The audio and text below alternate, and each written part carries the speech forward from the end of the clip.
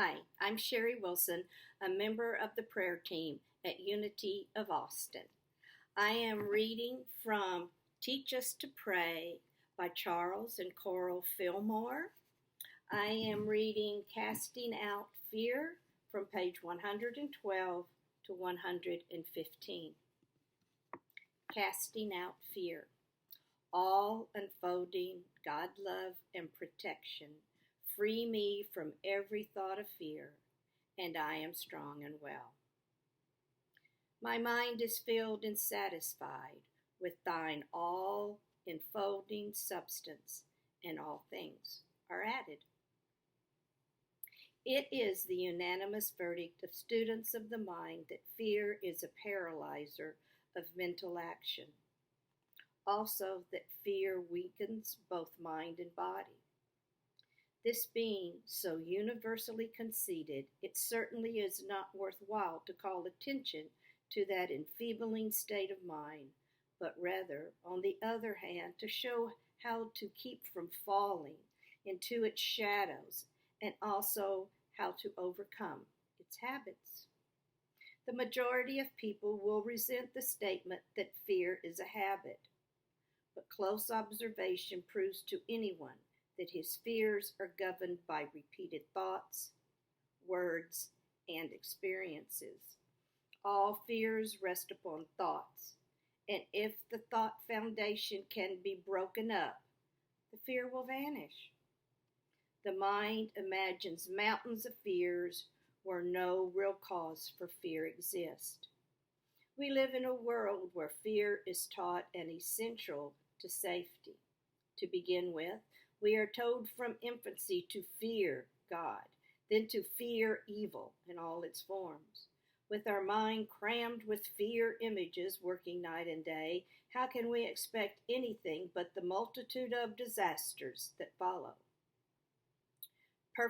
Perfect love casteth out fear. Jesus taught love of God as the first commandment and love of neighbor as the second. There was no need for any other commandments. These two round out the law. Then the one and only effective remedy for fear and its ills is love.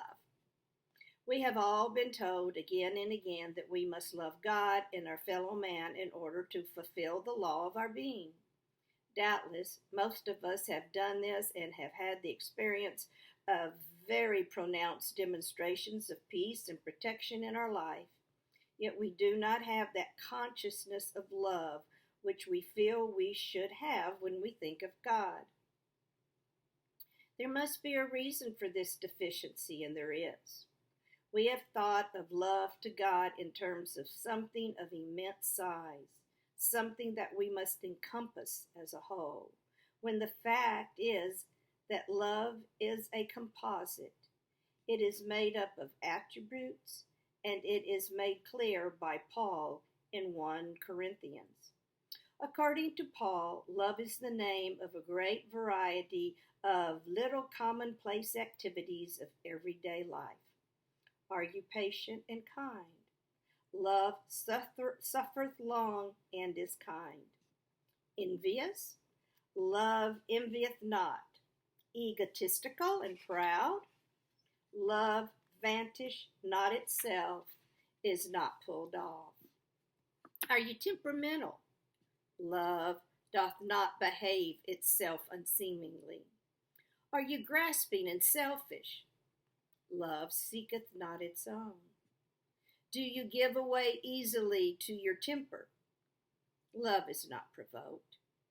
Do you behold evil as real and agonize over the evils of the world? Love taketh not account of evil. Do you rejoice when disaster overtakes evil persons and exclaim, they got just what was coming to them? Love rejoiceth not in unrighteousness, but rejoiceth with the truth. Do you patiently bear the whips and scorns of time? Love beareth all things. Are you open-minded and receptive to good, whatever its source? Love believeth in all things. Do you anticipate the future with fear and foreboding? Love hopeth all things. Do you endure with trust and confidence in eternal justice?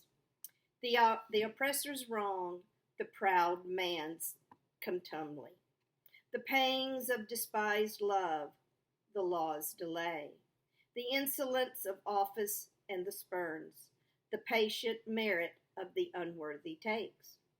Love endureth all things, Paul says. If I speak with the tongues of men and of angels, but have not love, I am become sounding brass or a clanging cymbal. And if I have the gift of prophecy and know all mysteries and all knowledge, and if I have all faith, so as to remove mountains, but have not love, I am nothing. But now abideth faith, hope, love, these three, and the greatest of these is love.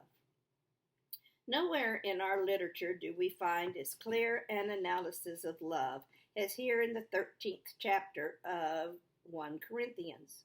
Those who have taken it as a guide to character discipline, that is, seeking to fashion their daily thinking by the standards set forth, have attained results so pronounced that they have been convinced of its being a panacea for all who are suffering from the rages of distorted, godless love.